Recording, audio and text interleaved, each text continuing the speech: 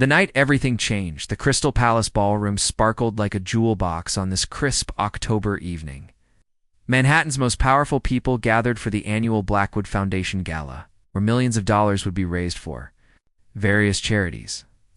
Crystal chandeliers cast dancing lights across the marble floors, while waiters in white gloves served champagne to guests dressed in their finest evening wear. Jonathan Blackwood stood near the main stage, adjusting his midnight blue tuxedo with practiced ease. At 32, he commanded respect wherever he went. His tech empire, Blackwood Industries, had revolutionized space communication technology, making him one of the youngest billionaires in history. Tonight was his night to shine, surrounded by admirers and business partners eager to catch his attention. "Another successful evening, Mr. Blackwood," whispered his assistant, checking her tablet. "We've already raised $8 million, and the main auction hasn't even started yet." Jonathan nodded with satisfaction. These galas were more than charity events for him. They were opportunities to network, to remind everyone in the room that Blackwood Industries was the future of technology. He took a sip of his expensive champagne, savoring both the taste and the moment. "Ladies and gentlemen," announced the evening's host, "we now present tonight's featured auction item, private consultation with Jonathan Blackwood himself, including a tour of his revolutionary space communication facility." Applause filled the room as Jonathan stepped forward, his confident smile never wavering. He had done this countless times before. Some wealthy socialite would bid an enormous sum. He would pose for photos, and everyone would go home feeling good about their charitable contributions. "Opening bid starts at $100,000, called the auctioneer. Hands shot up. Around the room immediately, Jonathan's smile widened as he watched the bidding climb higher and higher. This was exactly how these events were supposed to go. $500,000, called a clear voice from the back of the room. The crowd turned to see who had made such a bold bid. Jonathan's eyes followed their gaze and landed on a woman he had never seen before. She walked forward with determined steps, wearing a simple, black evening dress that somehow outshone every designer gown in the room. Her auburn hair was elegantly styled, and her green eyes held a fire that made Jonathan's breath catch in his throat. "Actor Victoria Sterling with the current high bid," announced the auctioneer, clearly recognizing her while Jonathan did not. Victoria Sterling. The name meant nothing to Jonathan, but something about her confident posture and the way she looked directly at him made him feel strangely uncomfortable. Most women at these events either fawned over him or ignored him completely. This woman did neither. 600,000 countered another bidder. 700,000, Victoria responded without hesitation. Never breaking eye contact with Jonathan, the bidding continued. But Jonathan found himself focused entirely on this mysterious woman. There was something about her that felt different, almost dangerous. When the final hammer fell at $1 million, with Victoria as the winner, Jonathan felt both impressed and wary as Victoria approached the stage to claim her prize. Jonathan extended his hand with his practiced smile. "Congratulations on your winning bid, Dr. Sterling. I look forward to sharing insights about the future of space technology with you." Victoria took his hand, but instead of the usual pleasantries, she leaned in close enough that only he could hear her words. "Save your corporate speeches, Mr. Blackwood. I didn't spend $1 million to hear about your company's bright future." Jonathan blinked, completely thrown off his prepared script. "I'm sorry, what?" 6 months ago, Victoria continued, her voice steady but filled with controlled anger, "your company destroyed the Sterling Research Institute. You bulldozed my father's life's work to build another corporate office building. Decades of space, research, gone in a single afternoon." The smile froze on Jonathan's face as pieces began clicking together. Sterling Research Institute. He vaguely remembered the acquisition, a small property purchase his legal team had handled. He hadn't given it much thought at the time. "Business is business, Dr. Sterling," he said quietly, trying to maintain his composure. "Perhaps your father should have secured better funding for his research." Victoria's eyes flashed with barely contained fury. "My father spent 30 years studying deep space communications. He believed we weren't alone in the universe, and he was working to prove it. But you wouldn't understand that, would you?" You only see dollar signs. She raised her champagne glass in what appeared to be a toast. To your continued success, Mr. Blackwood, may you always remember this moment. Before Jonathan could respond, Victoria tilted her glass, sending the golden champagne cascading down the front of his expensive tuxedo. The liquid soaked through, the fine fabric dripping onto his handmade shoes as cameras flashed around them. A collective gasp echoed through the ballroom. Hundreds of the city's elite watched in stunned silence as champagne dripped from Jonathan Blackwood's clothes. Society. Photographers captured every second of his humiliation. "Oops," Victoria said with mock innocence, her voice carrying clearly through the quiet room. "How clumsy of me." Almost as clumsy as destroying a research facility without bothering to understand what important work was happening there. Jonathan stood frozen, champagne still dripping from his jacket. For the first time in years, he was completely speechless. The woman who had just humiliated him in front of hundreds of people calmly placed her empty glass on a nearby tray. "Look forward to our consultation, Mr. Blackwood," Victoria said with a smile that was both beautiful and terrifying. "We have so much to discuss about the future of space research." As she walked away, Jonathan became painfully aware of every eye in the room focused on him. Whispers had already started, and he knew that by morning this incident would be front page news in every society publication in the city. Family secrets revealed later that evening. Jonathan sat in his grandfather's study, still wearing his champagne-stained tuxedo. The elderly Winston Blackwood paced back and forth, his weathered hands clasped behind his back. At 85, Winston still possessed the sharp mind that had built the Blackwood fortune from nothing. "Embarrassed yourself and this family tonight," Winston declared, throwing a newspaper across his massive oak desk. The early morning edition already featured a photo of champagne cascading down Jonathan's tuxedo, Victoria's composed face beside his shocked expression. "It was an accident," Jonathan insisted, though he knew his grandfather wouldn't believe that for a second. "Victoria Sterling doesn't have accidents," Winston replied, his eyes twinkling with something that looked almost like pride. "That girl has fire, just like her father did." Jonathan's head snapped up. "You knew her father?" Winston stopped pacing and turned to face his grandson. "David Sterling was my best friend for over 40 years. We started our careers together, fresh out of MIT. Our paths separated when he chose pure research, while I chose business. But our friendship never wavered." This revelation hit Jonathan like a physical blow. "You never mentioned knowing the Sterlings, because you never asked about anything that didn't directly benefit Jonathan Blackwood," Winston said sharply. "You've become so focused on profit margins that you've forgotten what truly matters." Jonathan stood up, pacing to the window that overlooked Central Park. The Sterling property acquisition made perfect business sense. Their research wasn't commercially viable. "David Sterling wasn't interested in commercial viability," Winston explained, his voice softening with memory. He was trying to answer one of humanity's greatest questions. Are we alone in the universe? His work on deep space communication was groundbreaking, as being the key phrase. Jonathan muttered. "The facility is gone now." Winston walked to a hidden safe behind his bookshelf and withdrew an ornate wooden box. "David left something with me before he passed away last year, something he made me promise to protect until the right moment." He opened the box, revealing a thick document wrapped in silk. "This is David's will, Jonathan. It contains some very interesting provisions regarding his daughter's future." Jonathan felt a chill run down his spine. "What kind of provisions?" "The kind that will either save your soul or cost you everything you've built," Winston replied mysteriously. "David knew that Victoria would need protection from people exactly like you. People who see only dollar signs where miracles should be." He handed Jonathan the document. "Before David died, he and I made an agreement. A way to ensure that his daughter's brilliant mind would be protected and that his research could continue." Jonathan's hands trembled slightly as he unfolded the papers. The legal language was complex, but one section made his blood run cold. It was a marriage contract, written in David Sterling's own hand. "This is insane," Jonathan whispered. "You can't arrange my marriage like we're living in the 18th century." "I'm not arranging anything," Winston clarified. I'm giving you a choice.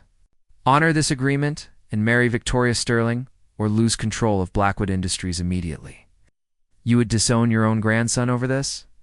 Winston's expression grew serious. I would save my grandson from becoming the heartless corporate machine I see before me now.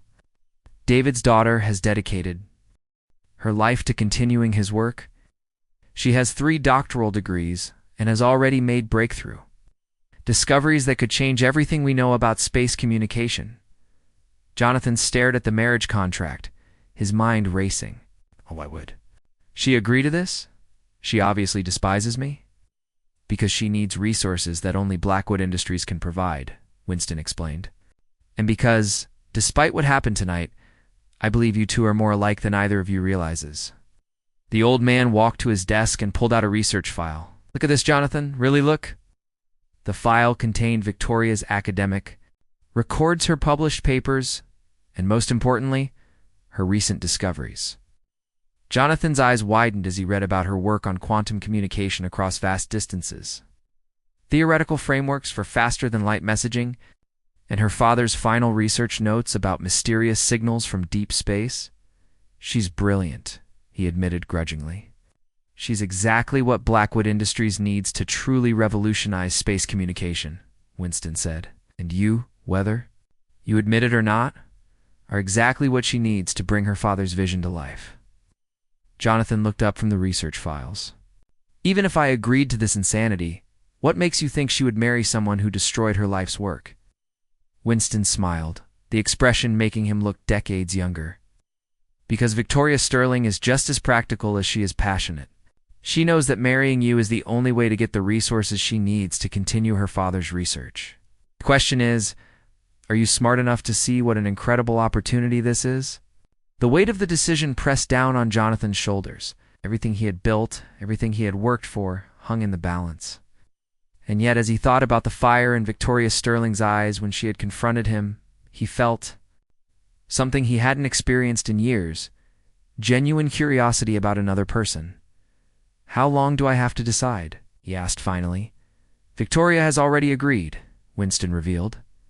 The choice is entirely yours, Jonathan. You have 48 hours to decide whether you want to keep building an empire or start building a legacy that actually matters. As Jonathan left his grandfather's study that night, his mind raced with possibilities. Victoria Sterling had humiliated him in public, challenged everything he thought he knew about himself.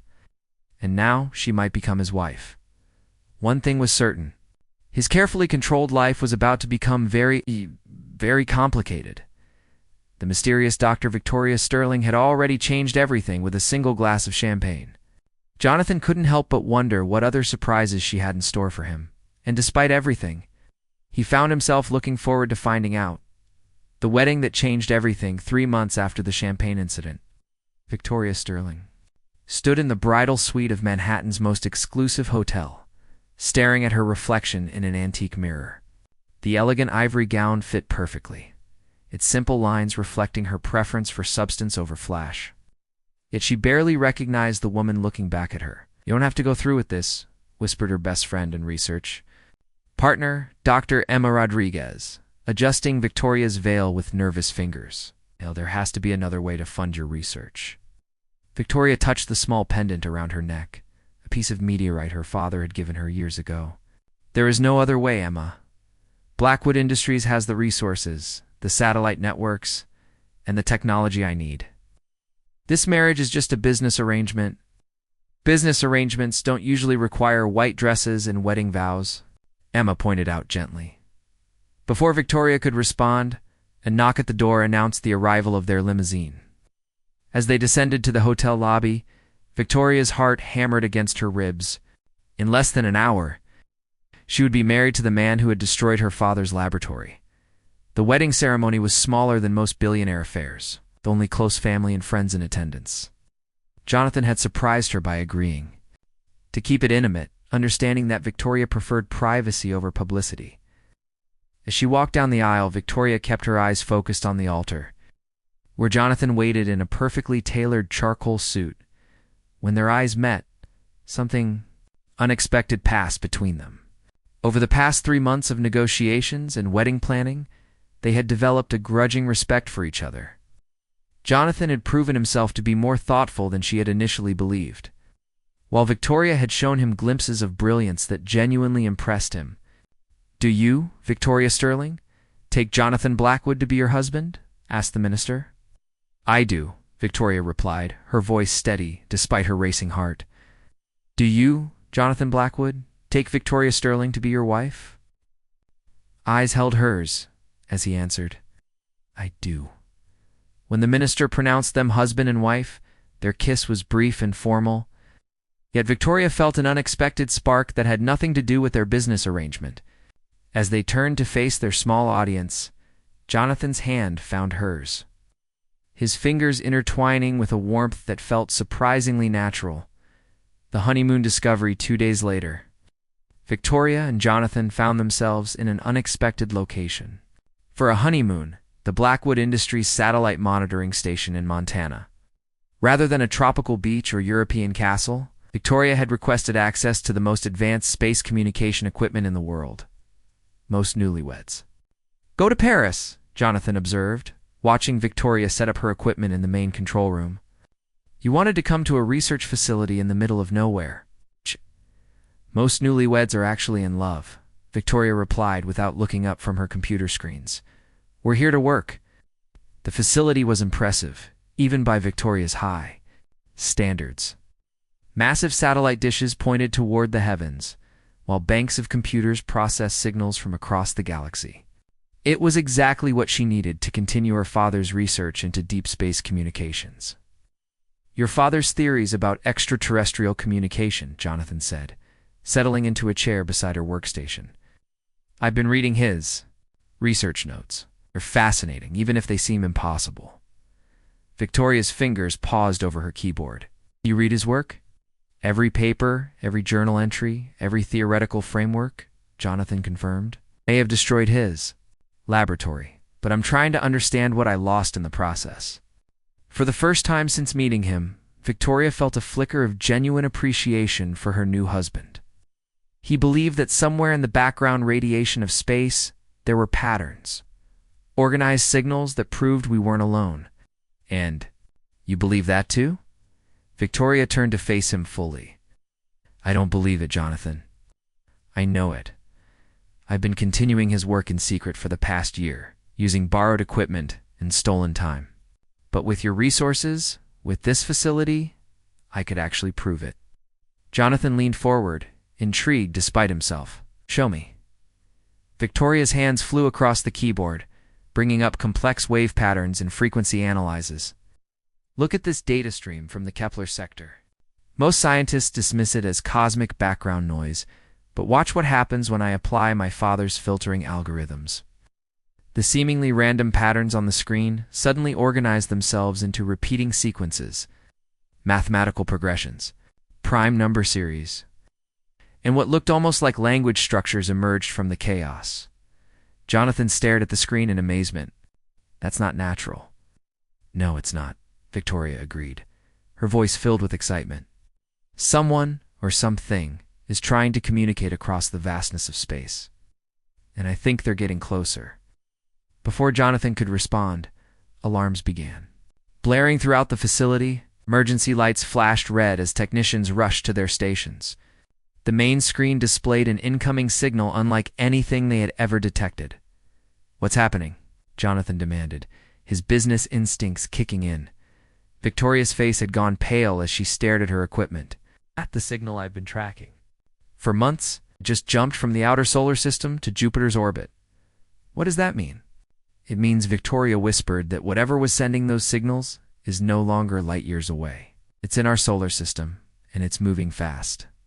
First contact protocols. The next several hours passed in a blur of activity. Victoria worked frantically to decode the incoming signals while Jonathan coordinated with government agencies and space monitoring stations around the world. The mysterious object had appeared on every major telescope and satellite system simultaneously. "The Pentagon wants to classify this immediately," Jonathan reported, ending another phone call with Washington. "We're talking about military responses and threat assessments." Victoria looked up from her computers, frustration evident in her green eyes. They can't classify a first contact scenario. This is the most important moment in human history. They can, and they will, Jonathan replied. Grimly, unless we can prove that whatever's coming isn't a threat. That's exactly what I'm trying to do, Victoria said, turning back to her screens. These signals aren't random. They're mathematical proofs, scientific formulas, even what looks like artistic expressions. This isn't an invasion force, Jonathan. This is someone trying to say hello. As if summoned by her words, the main communication array suddenly came alive with a new transmission. This one was different from the others, more focused and directed. Specifically at their facility, Victoria's hands trembled as she adjusted the receivers. They're responding to our equipment. Somehow they know we're listening. The signal resolved itself into a complex pattern that Victoria quickly recognized. It's a mathematical sequence, she breathed. They're showing us the Fibonacci sequence, then prime numbers, then something else. Jonathan watched in fascination as Victoria decoded the transmission in real time. What is it? Coordinates, Victoria whispered. They're giving us coordinates. For a meeting, location specified in the alien transmission was a remote area of the Montana wilderness, less than 50 miles from their current position. The time indicated was sunset, just 6 hours away. We have to go, Victoria said, already packing her portable equipment. Absolutely not, Jonathan replied firmly. This could be incredibly dangerous. We should let the military handle this. Victoria turned to face him, her eyes blazing with determination. Jonathan, I've spent my entire life preparing for this moment. My father died believing that contact with extraterrestrial intelligence was possible. I will not let fear or bureaucracy rob humanity of this opportunity. Jonathan studied his wife's face, seeing the passion and conviction that had first caught his attention at the charity gala. This was why she had thrown champagne at him, why she had agreed to marry him, why she had dedicated her life to continuing her father's work. This moment was everything to her. If we do this, he said slowly, we do it together. We do it smart. Victoria's expression softened with surprise and gratitude. You'll come with me? We're partners now, Jonathan replied, though he wasn't entirely sure when he had started thinking of their arrangement in those terms. For better or worse, remember? The meeting that changed everything as the sun began to set over the Montana wilderness. Victoria and Jonathan waited in a clearing specified by the alien coordinates. Victoria's portable communication equipment hummed quietly beside them, recording everything for posterity. I can't believe I'm about to meet beings from another world, Victoria whispered, her scientific excitement barely contained. I can't believe I'm married to someone brave enough to try, Jonathan replied, surprising himself with the admission. Their conversation was interrupted by a gentle humming sound from above. A craft unlike anything in human design descended, slowly through the evening sky. It was beautiful rather than threatening, with smooth curves and a soft luminescence that seemed almost organic. The ship landed with barely a whisper, and a section of its hull opened to reveal 3 figures unlike anything Jonathan had ever imagined. They were tall and graceful, with elongated limbs and large, intelligent eyes. Their skin had a subtle luminescence, and they moved with a fluid elegance that was almost hypnotic. The lead figure approached them slowly, hands extended in what was clearly a peaceful gesture. When it spoke, the words formed directly in their minds rather than through sound. Greetings, Victoria Sterling and Jonathan Blackwood. We have been listening to your transmissions for many cycles. Victoria stepped forward, her scientific training overriding her natural fear. You know our names? We know much about your species, the being replied. Your father, David Sterling, was the first to develop communication methods we could understand. His work made this meeting possible.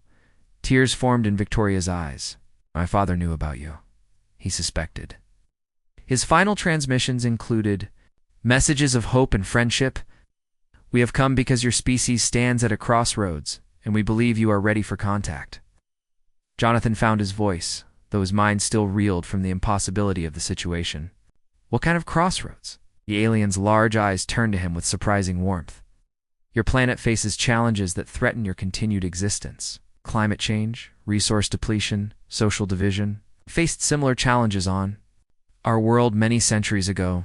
You're here to help us, Victoria asked. We are here to offer guidance, if you choose to accept it. But first, you must prove that your species can work together for the common good. The bond between you two, formed through necessity, but growing into something real, is exactly the kind of cooperation your world needs. Jonathan and Victoria exchanged glances, both suddenly aware that their relationship had indeed evolved. Beyond a simple business arrangement, somewhere between the wedding vows and this impossible moment, they had become true partners. What do you need from us? Jonathan asked. Help us understand your species better, the being replied. We will share knowledge that could solve your energy problems, heal your environment, and unite your people. But we need trusted ambassadors who can bridge the gap between our worlds. Victoria reached out and took Jonathan's hand, feeling the rightness of the gesture. We accept. The alien smiled, an expression that somehow translated perfectly despite their different species. Then let us begin with something simple. A gift to prove our peaceful intentions. The being gestured toward. Their ship, and a small device floated out to them. It was beautiful, crystalline, and pulsing with soft light. This contains the formula for clean, unlimited energy, the alien explained. Use it wisely, and it will begin the healing your planet needs. But remember, the greatest discoveries come not from technology, but from the connections between conscious beings. As the aliens prepared to depart, promising to return in 1 month for a larger meeting with world leaders, Victoria and Jonathan stood together in the Montana wilderness, holding the device that could change everything. Can you believe this actually happened? Victoria whispered. Jonathan looked at his wife, really seeing her for the first time. The brilliant scientist who had humiliated him with champagne had just helped him make first contact with an alien civilization. I'm beginning to believe that anything is possible. As they walked back to their facility, the weight of their new responsibility settling around them, Jonathan realized that his carefully planned life had been completely transformed.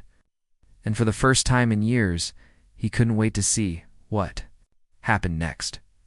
The woman who had embarrassed him in public had indeed stolen his heart, just as the universe itself had opened up before them, full of infinite possibilities and the promise of love that transcended all boundaries. The world watches one. Month had passed since the first contact in the Montana wilderness, and the world had changed forever. Victoria and Jonathan stood before the United Nations General Assembly, facing representatives from every nation on Earth. The crystalline device given to them by the aliens sat in a secured chamber nearby, its soft, pulsing light visible through reinforced glass.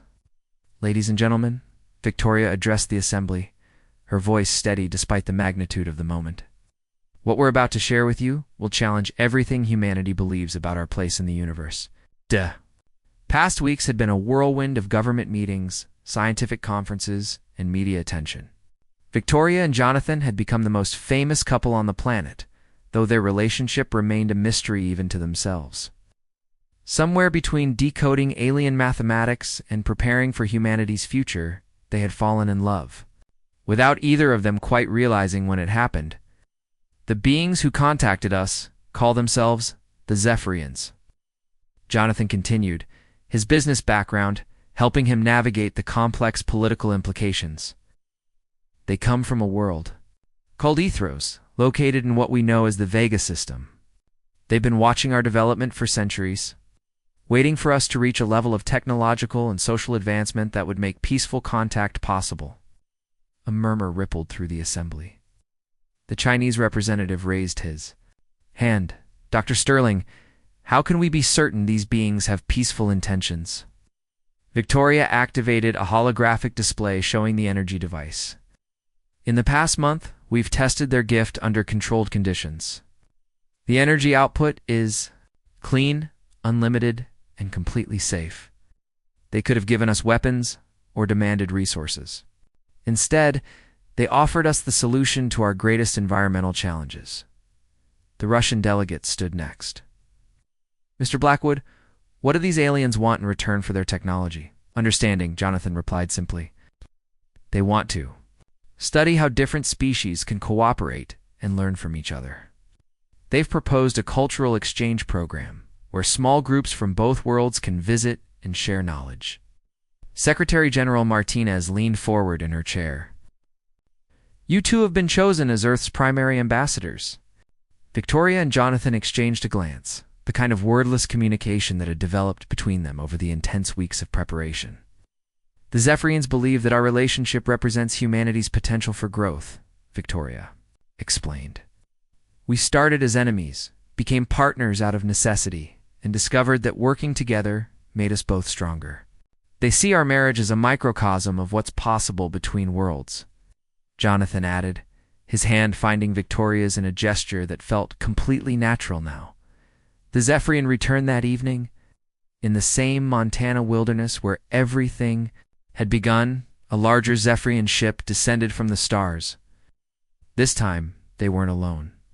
A delegation of world leaders, scientists, and diplomats had gathered to witness humanity's second official contact with an alien civilization. The ship was magnificent. It's organic. Curves gleaming in the artificial lights set up around the landing site. As before, it landed with barely a whisper, its technology so advanced that it seemed almost magical. 3 Zephyrians emerged, led by the same being who had first contacted, Victoria and Jonathan. Behind them came others, each carrying devices and materials that would change human understanding of science forever. Welcome back to Earth, Victoria said, stepping forward with Jonathan beside her. Thank you, Victoria. Sterling Blackwood, the lead, Zephyrian replied, using Victoria's new hyphenated name with what seemed like deliberate significance. We bring greetings from the Zephyrian Council and gifts of knowledge for your people. The aliens had brought representatives from their own scientific community, artists, and what appeared to be their equivalent of diplomats. Over the next several hours, they demonstrated technologies that seemed impossible, healing devices that could cure diseases in minutes, transportation systems that moved without fuel, and communication methods that allowed instant contact across vast distances. This is incredible, whispered Dr. Chen, the head of the World Health Organization, as she watched a Zephyrian healer demonstrate their medical technology. These devices could end human suffering. But the most remarkable demonstration came when the Zephyrians showed their ability to share memories and experiences directly from mind to mind. They explained that this was how their society had evolved beyond conflict, by literally understanding each other's perspectives. We would like to offer this gift to your ambassadors, the lead, Zephyrian said, looking at Victoria and Jonathan. If you are willing, we can share our experiences of peace and cooperation directly with your minds. This knowledge could help guide your species toward a more harmonious future. Victoria felt her heart racing. What would that involve? A temporary joining of consciousness, the alien explained. We would see our world through our eyes, understand our history, and experience the joy of true interspecies cooperation. In return, we would understand humanity's potential through your experiences. Jonathan squeezed Victoria's hand. Is it safe? Completely. The process would strengthen the bond between you as well, allowing you to understand each other as we understand our bonded pairs. Victoria and Jonathan looked at each other, seeing their own mixture of excitement and nervousness reflected in each other's eyes. This was the ultimate test of their partnership, their love, and their commitment to humanity's future. We accept, they said together. The mind meld the process took place inside the Zephyrian ship, in a chamber filled with soft pulsing light. Victoria and Jonathan lay on crystalline platforms while the aliens arranged complex equipment around them. The sensation began gradually, like a warm tide washing over their consciousness. Suddenly, Victoria found herself seeing through alien eyes, experiencing memories that spanned centuries. She saw Ethros as it had been before the Zephyrians achieved peace, a world torn by conflict, poisoned by industry, on the brink of extinction. She felt the desperation of a species facing its own destruction. But then came the breakthrough, discovery that consciousness could be shared, that true understanding could eliminate the fear and misunderstanding that led to conflict she experienced. The first mind meld between former enemies, felt the overwhelming joy of perfect communication and empathy. Jonathan was experiencing his own journey through Aspherian history. He saw their technological development, their art, their philosophy of cooperation over competition. He felt what it was like to live in a society where every decision was made with the welfare of all in mind. But most importantly, both Victoria and Jonathan experienced each other's minds for the first time. Victoria felt Jonathan's deep loneliness. Despite his success, his genuine desire to make the world better, and his growing love for her that he had been afraid to acknowledge. Jonathan experienced Victoria's passionate dedication to science, her grief over her father's death, and her own powerful feelings for him that she had been hiding behind their professional partnership. When the process ended, they opened their eyes to find themselves holding hands, tears streaming down both their faces. The connection they felt now went beyond anything either had ever experienced. "How do you feel?" asked the lead Zephyrian. "Complete," Victoria whispered, looking at Jonathan with new understanding. "Like I finally understand what love really means," Jonathan added, his voice filled with wonder. "The choice that defines everything over the following days." The cultural exchange program began in earnest. Human scientists worked alongside Zephyrian researchers, sharing knowledge that advanced both civilizations. Artists from both worlds collaborated on creations that neither could have imagined alone. Diplomats worked to establish formal relations between Earth and Ethros, but it was Victoria and Jonathan who became the symbol of what was possible. Their relationship, strengthened by the mind meld, showed both worlds how different beings could not only coexist but thrive together.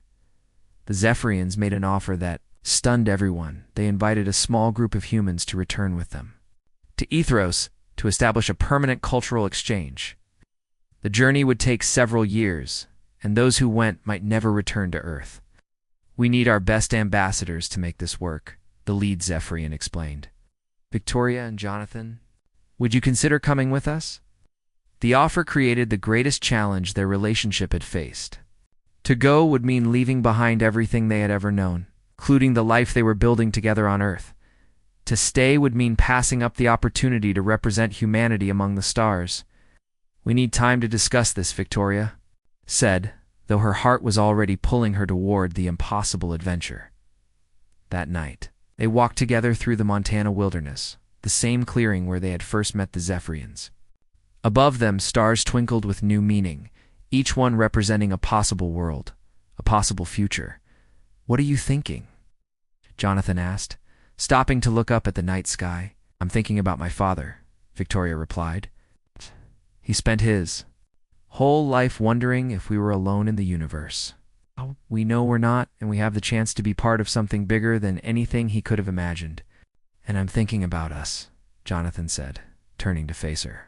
"6 months ago, I was just a businessman who cared about nothing but profit margins. Then you threw champagne on me and changed everything," Victoria laughed, remembering that night that seemed like a lifetime ago. "I never apologize for that." "Don't," Jonathan said, pulling her into his arms. "It was the best thing that ever happened to me. You woke me up, Victoria. You made me remember what it means to care about something bigger than myself." "So what do we do?" she asked, leaning into his embrace. "We do what we've always done," Jonathan replied. "We face the impossible together." Under the starlit sky, Jonathan dropped to one knee, pulling out a ring unlike any jewelry ever created on Earth. It was made from materials given to them by the Zephyrians, crystalline and beautiful, pulsing with the same gentle light as their technology. "Victoria Sterling Blackwood," he said, his voice filled with love and certainty. "We may have married for practical reasons, but I'm asking you now to marry me for the right ones. Will you be my wife, my partner, my fellow ambassador to the stars?" Through tears of joy, Victoria said yes, and as they kissed, the Zephyrian ship above them pulsed with light in what they now recognized as an expression of celebration. Journey to the stars, 3 months later. Victoria and Jonathan stood at the airlock of the Zephyrian ship, ready to begin their journey to Ethros. They had spent the time preparing Earth for their absence, establishing protocols for continued cooperation, and saying goodbye to the world they had always known. Emma Rodriguez hugged Victoria tightly. "Promise me you'll find a way to send messages," back to Earth. The Zephyrians have promised to maintain communication, Victoria assured her. And we'll be back someday with knowledge that will help both our worlds. Winston Blackwood embraced his grandson, pride evident in his aged eyes. Your father would be amazed to see what you've become, Jonathan.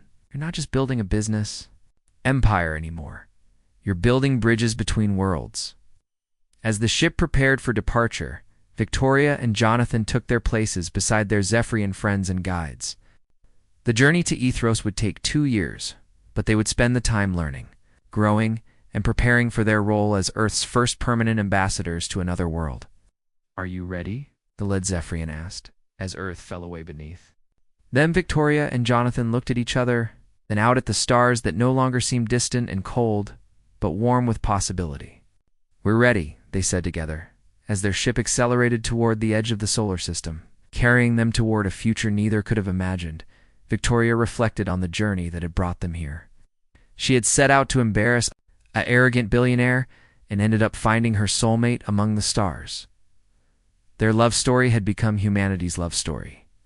A tale of how differences could become strengths, how enemies could become lovers, and how two people willing to reach across the void could bridge the gap between worlds.